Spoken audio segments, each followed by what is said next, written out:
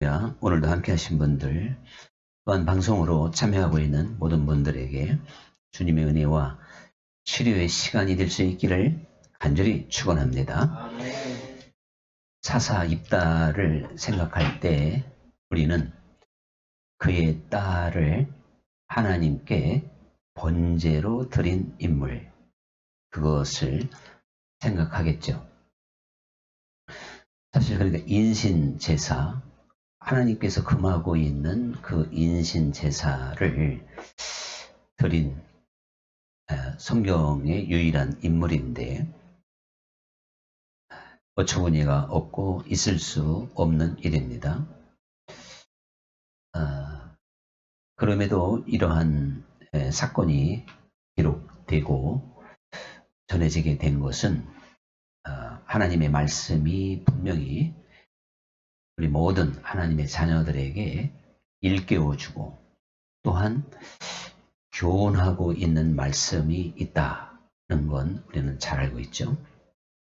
일단 무엇보다도 이러한 결과는 이 입다의 그 무지함, 하나님에 대해서 잘 알지 못하는 그러한 결과였다 하는 것을 알 수 있는데 이 입다가 상당히 용맹스러운 사람이기 때문에 빌라 사람들에게 추앙을 받아서 사사가 되기는 했지만 그 어린 시절과 그 성장 과정을 생각해 보면 이러한 어처구니 없는 일을 벌일 만한 인물이다 하는 것을 우리는 알게 됩니다. 그러니까 입다는 사실 출생도 그 기생의 자식이었기 때문에 형제들에게 견제를 받고 유대의 그 길라 땅에 살지 못하고 아람의 노비라고 하는 그 이제 지역에서 살게 됩니다. 그러니까 뭐 어렸을 때부터 유대인들의 전통적인 교육을 받은 사람도 아니고 이방인들과 함께 그 섞여서 살고 있죠. 그래서 그 이방인들의 대표적인 제사, 자신도 감동하고 모든 회중, 전 회중을 감동시키는 게 인신제사였어요. 몰렉신의 신앙이죠. 그러니까 입다는 큰 일을 앞둔 절박한 사람들의 어떠한 그 제사 형식, 인신제사를 어떻게 보면 그 평생을 두고 많이 보게 됐던 것입니다. 그래서 그 입장에서 어떻게 보면 절박한 상황, 이제 이 전쟁에서 우리가 이길 수 있느냐 지느냐, 많은 사람들이 자기를 믿고 이스라엘의 머리로 삼았는데 그러니까 참 장수로서 또한 머리로서 전쟁에 꼭 이겨야 하잖아요. 이러한 그냥 간절한 그러한 마음에서 이제 오는 마음이었기 때문에 분별력도 없지만 분별력 이전에 어떤 하나님에 대한 이해, 지식 이러한 것들이 부족했었다 하는 걸 알 수가 있는데 그가 율법에 대해서 조금만 알고 있어도요. 레위기 18장 21절 그리고 신명기 18장 10절에서 분명히 몰렉이라는 말이 나오면서 그에게 드리는 번제, 또 사람을 불러 그러니까 통과시켜서 번제로 드리는 거거든요. 그 일은 악한 것이니 행하지 말지니라. 그리고 그러한 일을 행하는 자는 마땅히 죽이라는 말씀이 벌써 기록이 되어져 있었던 거예요. 입다 이전 훨씬 모세 때부터 말이죠. 그런데 입다가 그거를 알 수가 있냔 말이에요. 이방 땅에서 평생 그냥 이방 풍습을 따라서 그렇게 살았던 것이죠. 그런데 그때 이제 입다가 길라 사람들의 그 제안을 받아들이고 정말 이제 사사의 그런 자격으로 길라앗으로 돌아오죠. 그리고 암몬 사람들과 전쟁을 하기 위해서 이제 준비할 때 분명히 성경은요 하나님의 영이 그에게 임했다 그랬어요. 근데 이 구약에서 하나님의 영이 임하는 것과 신약에서 임하는 건 좀 다르다 그랬잖아요. 그래서 구약은 그냥 감동을 주는 거죠. 그러니까 이게 정확하게 말하면 하나님을 아는 바탕이 제대로 안 된 입다에게 말이죠. 하나님의 신이 임하니까요. 우리 요즘에 흔히 말하는 어떠한 좀 양신 역사와 같은 결과도 오는 겁니다. 그래서 오늘도 마찬가지예요. 철저하게 회개하지 않고 어떻게 뭔가 은혜를 자꾸 구하게 되면요. 바탕이 잘못되면 양신 역사가 항상 일어나요. 그래서 흔히 은사활동하는 분들은 그런 것들을 많이 지켜본다면 그래서 조심하라는 말을 많이 쓰죠. 또 올바로 성령을 받고 은사를 받았어도 영적인 세계가 열리다 보니까 순간순간 또 틈타는 것도 있고 그런 경우가 참 많은데 입다가 바로 그런 케이스였다고 볼 수가 있어요. 하나님의 영이 임하니까 이제 확신도 오고 용기도 생기고 전쟁에서 우리가 이제 이기겠다라고는 감동을 받았잖아요. 구약에도 하나님의 영이 임하면요 예언도 하고 막 사울처럼 반나절 이상 막 구르면서 예언도 한단 말이에요. 온종일. 그러니까 상당히 강력하게 임하는 거예요. 그런 말로 뭐 진동하듯이 그렇게 이제 본인이 느끼게끔 하나님의 영이 임했는데 그러면 믿고 가면 되는데 입다가 사실은 자기 열심인 거예요. 이 전쟁에서 이기게 한다면 내 집에서 맨 처음에 나오는 사람을 여호와께 번제로 드리겠나이다. 참 하나님은 이거 참 자기 열심으로 뭐 너무나도 어처구니 없는 소원을 하고 있구나. 그냥 듣고 지나신 거예요. 사실 하나님 입장에서는요. 꼭 그렇게 해야 된다. 그런 건 아닙니다. 끝까지 들어보면 그렇다는 걸 아실 텐데 그 입장에서는 또 달라요. 그리고 그 당시에 어떠한 서원의 엄격함 시편 15편 4절에도 여호와께 서원한 것은 해로울지라도 갚을지니라 그런 말씀도 있어요. 시편에 와서 거기에서 어떠한 서원의 정신 또한 서원의 어떠한 그 풍습 사람들이 하나님께 서원했을 때 어떤 자세를 갖고 있는가를 넉넉히 헤아려 볼 수가 있는데 이 입다가 서원처럼 했지만 사실 이것은 성서적인 서원이라고 말할 수는 없습니다. 그래서 한나가 서원 기도를 하잖아요. 이제 아들을 주신다면 평생을 여호와께 드리겠나이다. 사무엘을 드렸어요. 또 그 이전에 야곱이 저로 하여금 무난하게 아비의 집으로 다시 돌아오게 해주신다면 평생 10분의 1을 드리겠나이다. 그렇게 또 소원을 합니다. 그렇다고 그게 또 11조의 기원도 아닌 것이고요. 10의 1조를 드리는 건 이방 종교에서 고대사에 항상 있었던 사람들의 간절한 표시였던 거거든요. 그런데 그들의 소원은 하나님께 조건적인 게 아닌 거예요. 사실은. 그 소원은 하나님의 영광 그리고 하나님께 감사하며 살겠다고 하는 고백이지 이기적인 것도 아니고 어떠한 강력한 조건이 아닌데 이 입다는 사람의 생각, 자기의 욕심을 앞세운 그러한 무분별한 소원이었다라고 하는 걸 알 수가 있습니다. 그런데 하필이면 맨 먼저 나온 가만히 보면요 자기 집에서 나오는 사람이 그러면 딸이 아니라 자기 마누라 나왔으면 또 어떻게 할 거예요? 그때는 입다가 딸이 나오는 걸 보면서 막 너무너무 안타까워했거든요. 알다시피 너는 나를 괴롭게 하는 자로다 하면서 그냥 사실 그 딸이 무남 동년의 또 처녀고 이러니 입다 입장에서 너무너무 안타깝고 참 고통스러운 영접이에요. 영접. 제발 좀 다른 사람이 자기를 영접하기를 바라면서 대문을 향해서 갔을 거야 아마. 그런데 정말 자기 딸이 나와버렸으니 입다 입장에서는 이거 돌이킬 수도 없고 이제 그렇게 실제로 번제로 그냥 드려버리는 이제 이렇게 마감이 그렇게 되지 않습니까? 일단 지금까지 말씀했듯이 근본적인 건요. 입다가 하나님께 대한 그 무지함, 하나님이 어떤 분이냐, 하나님이 원하시는 게 뭐냐, 이거를 잘 알지 못하니까 엄청난 일을 벌이게 된 것입니다. 자, 그럼에도 불구하고 우리는 이 입다의 이야기를 통해서 당시에는요, 그 틀 자체가 구약입니다. 구약 안에서는 그런 일이 벌어질 수도 있는 거예요. 신약에서는 그 말도 안 되는 얘기지만, 또 서원의 어떠한 엄격성, 유대인들의 어떠한 전통, 그 서원이라고 하는 비중, 압박감, 이런 걸로 인하여 입다의 실력이라면 어쩔 수 없이 아무리 하기 싫어도 그 딸을 번제로 바칠 수밖에 없었던 거예요.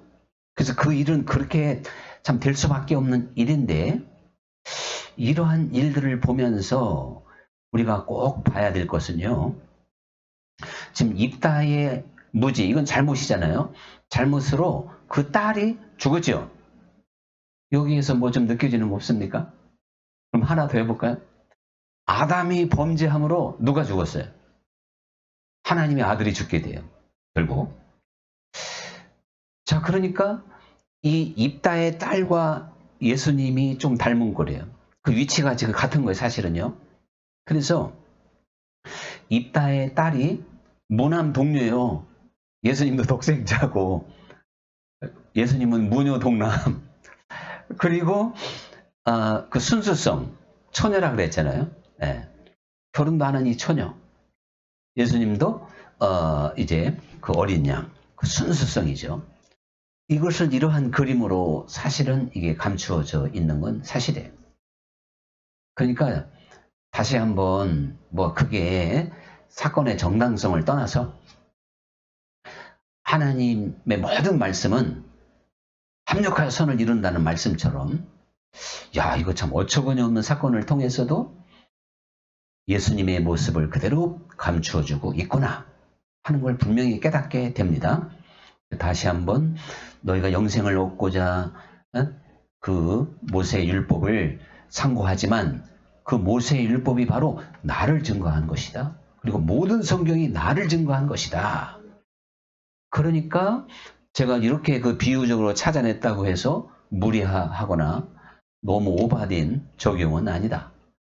상당히 성경의 원리대로 적용해 볼 수가 있습니다. 그리고 그 입다의 딸이요, 자기를 잡아서 번제로 드리는 엄청난 사실 앞에도요, 그걸 순순히 받아들이잖아요. 도망치지 않아요. 반항하지 않는단 말이에요. 그러니까 다시 한번 십자가를 달게 지고 대속의 죽음을 죽으시는 어린 양 예수님의 모습을 입다의 딸의 그 순종을 통해서, 순응하는 모습을 통해서도 우리는 깨닫게 되는 것이죠. 그런데 지금 입다의 마음이 이거 정말 이거 보통 무너져도 무너지는 게 아니죠? 이런 결과가 올 줄은 이제 몰랐던 겁니다. 그럼에도 불구하고 서원했으니까 바쳐야 돼. 입다의 상황에서는요. 이게 바로 하나님의 마음을 그대로 보여주고 있는 거예요. 독생자를 십자가에 못 박을 수밖에 없는 하나님의 정말 사랑하는 아들을 이 번제로 드려야 되는 입다처럼 그 처절한 마음을 너희가 하나님 아버지의 마음을 이 사건을 통해서 한번 느껴봐라. 입다의 마음은 내 마음 쉽게 와닿죠? 아이고, 고이고이 정말 기른 그 무난 동료를 바치는 입다가 얼마나 처참할까. 그런데요, 십자가에 그 아들을 내놓으신 하나님의 마음은 덤덤해, 인간들이.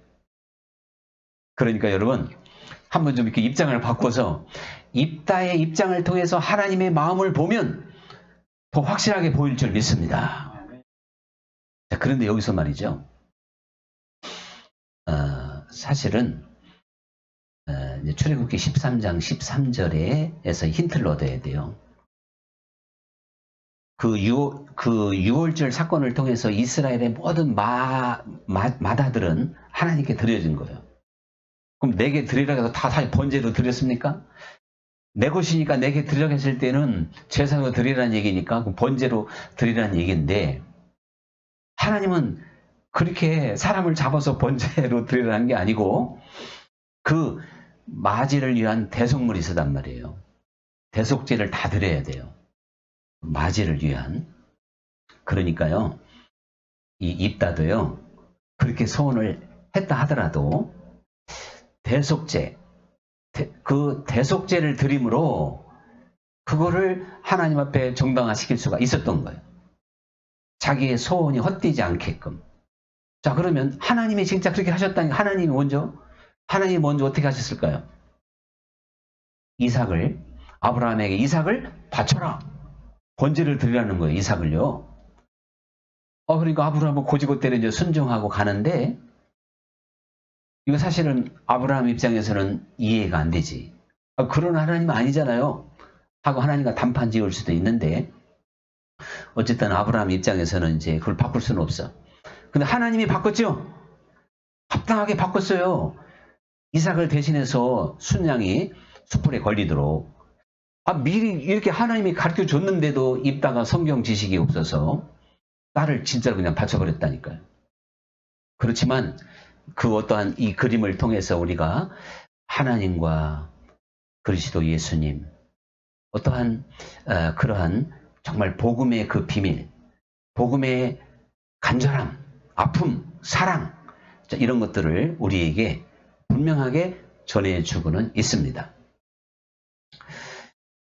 근데 결론은 일단 이제 제가 두 번째 교훈으로 생각해 보고 싶은 건 입다가 하나님에 대해서 잘 알지 못하니까요. 이게 도대체가 있을 수 없는 사건이 벌어진 것이고 말도 안 되는 일이 벌어지게 됩니다. 그런데 우리 모든 인류의 역사는 하나님을 잘 알지 못하는 데서 일이 항상 벌어지게 돼요. 하나님을 잘 알지 못하면 반드시 거기에 죄가 나타나게 됩니다. 악이 드러나게 됩니다. 그래서 우리가 한번 아담의 그 상황을 한번 생각해 보세요. 아담이 그렇게 축복을 받고 그렇게 하나님의 사랑을 받는데도 하나님이 정말 강조하고 또 강조했던 그것을 범하게 되잖아요. 그것이 아담의 어떠한 이거 진짜 먹으면 죽는다. 진짜 죽을까? 이거 좀 헷갈리는 거 잘 알지 못했다는 얘기예요. 먹으면 정말 죽는구나. 그 확신이 있었으면 안 먹었겠죠, 선악과를. 그런데 뱀의 유혹을 들으니까 죽을까 한다.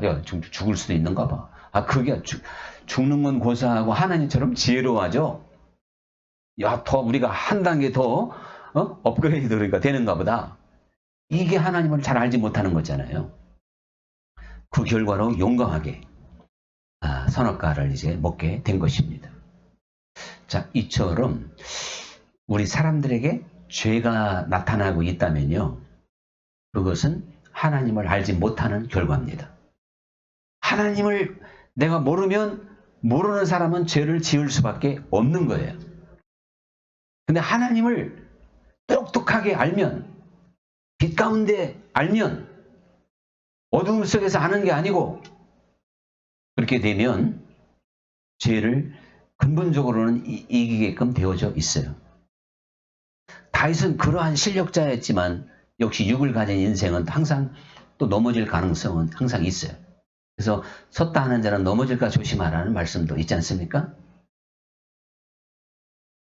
그러니까 사실 우리들이 죄에 대해서 무감각하고요. 죄 짓는 게 용감하고요. 죄에 대한 두려움이 없다면 그만큼 내가 하나님을 잘 모른다는 이야기예요.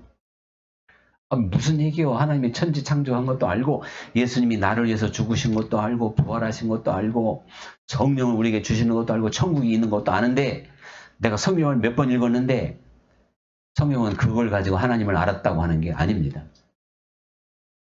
하나님께로 난 자마다 죄를 범하지 아니한다 하는 요한 사도의 그 고백과 같이 하나님을 아는 지식과 능력은 근본적으로 우리로 하여금 죄를 이기게 만들고 어두움에서 빛의 열매를 맺으며 살아가는 사람이 되도록 만들게 될 줄로 믿습니다. 예수님 때 말이죠. 그 종교 지도자들이 예수님께 엄청나게 혼났죠. 뭐 한마디로 인정을 못 받았어. 그런데 당시의 종교 지도자들 입장에서, 그러니까 바리새인, 서기관, 뭐 사두개인, 율법사, 또한 이런 사람들은요, 야, 우리처럼 믿음 좋은 사람이 있어, 한번 나와봐라. 그들의 열심은 최고였어요. 아마 인류의 어떤 종교건 바리새인, 서기관들의 열심을 따라가기는 어려울 거예요. 그들은 정말 율법에 아주 그냥 전념했으니까. 목숨을 다하기까지. 그렇게 했는데도 하나님을 제대로 몰랐기 때문에 예수님께는 인정을 못 받은 겁니다. 그렇게 믿어봤자 결과가 뭐라고요? 외식하는 자, 회칠한 무덤. 그러니까 그냥 그 잔의 겉만 깨끗하게 하고 속은 무덤과 같처럼 썩은 냄새가 난다.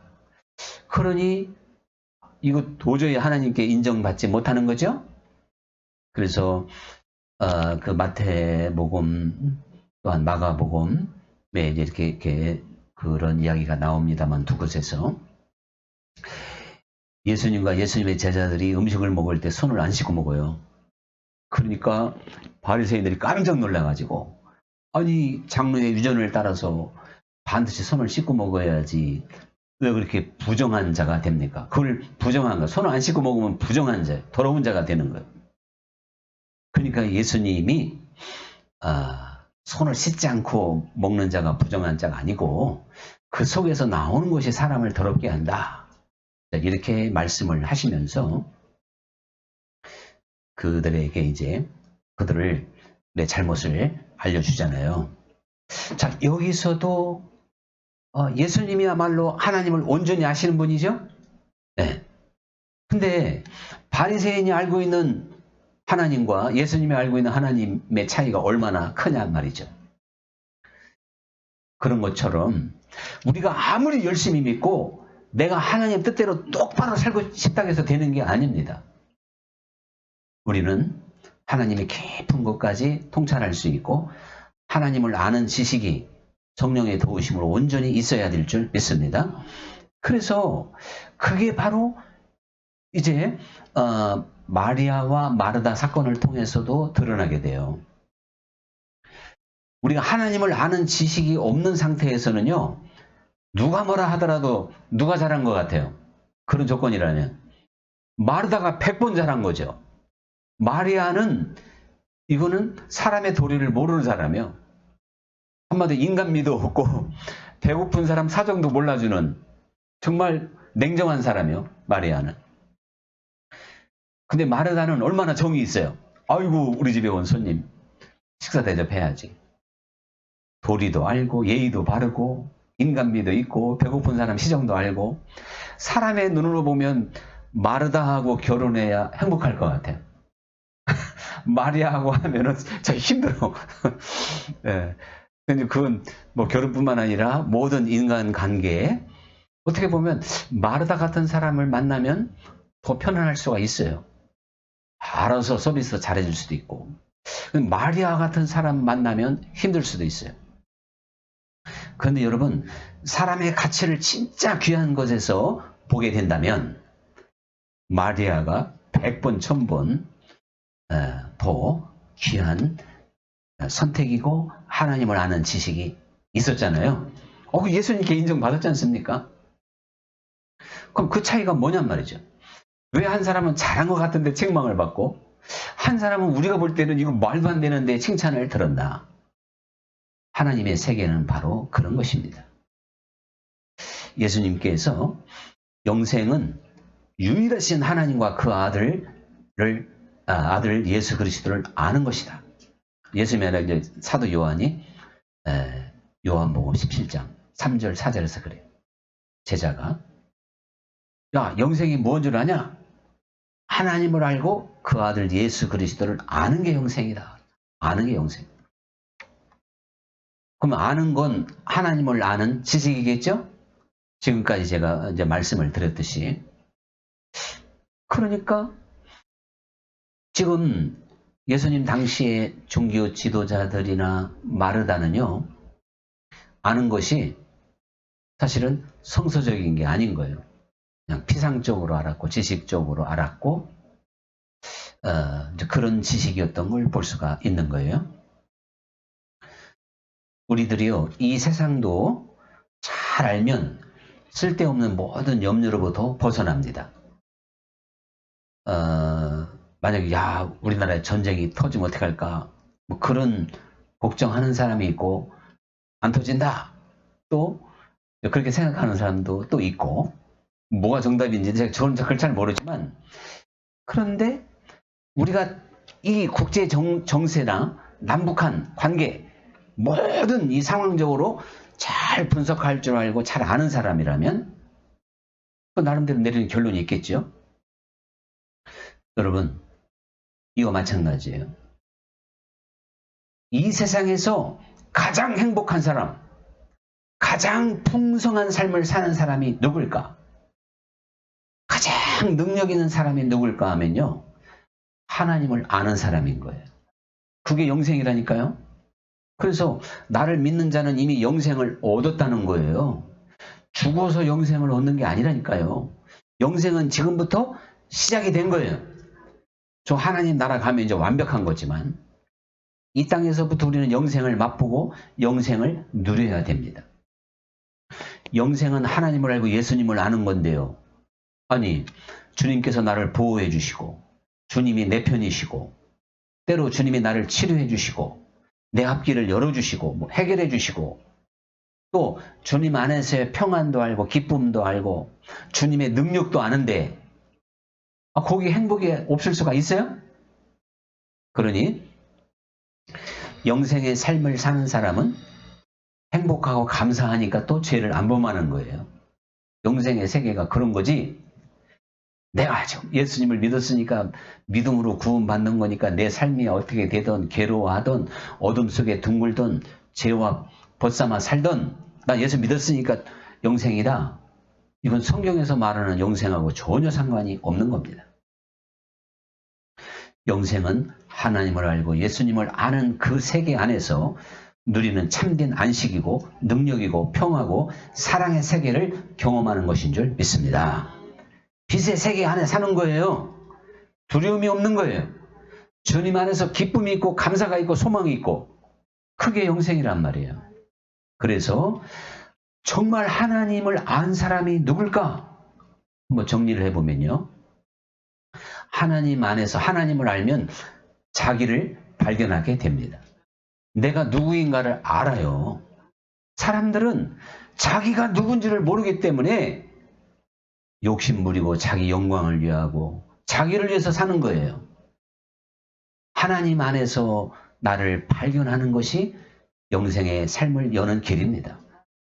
나는 주님 앞에 죄인이고 주님이 나를 위해서 죽으셨고, 그래서 나는 이제 나를 위해서 사는 게 아니라 나를 위하여 죽으셨다가 다시 살아나신 그리스도와 연합하여 사는 삶이다. 그게 하나님을 아는 지식이에요.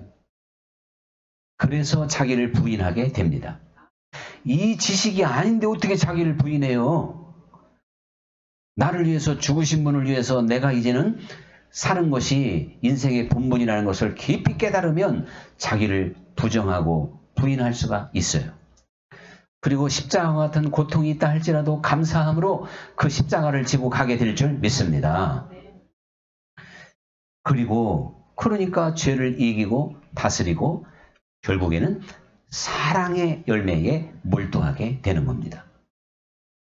정말 안 되지만 구하고 자꾸 두드려서라도 하나님의 사랑을 내 삶 속에 꼭 맺을 수 있도록 그렇게 전진하는 삶으로 이어가게 될 줄로 믿습니다. 이제 우리는 이 입다의 이야기를 통해서 다시 한번 하나님의 간절한 마음, 그리고 순순히 순종했던 그리스도의 모습을 볼 뿐만 아니라 입다의 그 무죄함이 어처구니 없는 정말 사건을 만들었듯이 지금의 내가 하나님을 알지 못함으로 내 생활에서 요란한 엄청난 사건이 벌어지고 있는 건 아닌지, 이런 것들을 한번 돌아보면서 하나님이 원하시는 열매가 내 삶 속에 늘 맺힐 수 있도록 하나님을 아는 지식을 더 깊이 해야 될 줄 믿습니다. 이제 오늘의 찬양 드리겠습니다.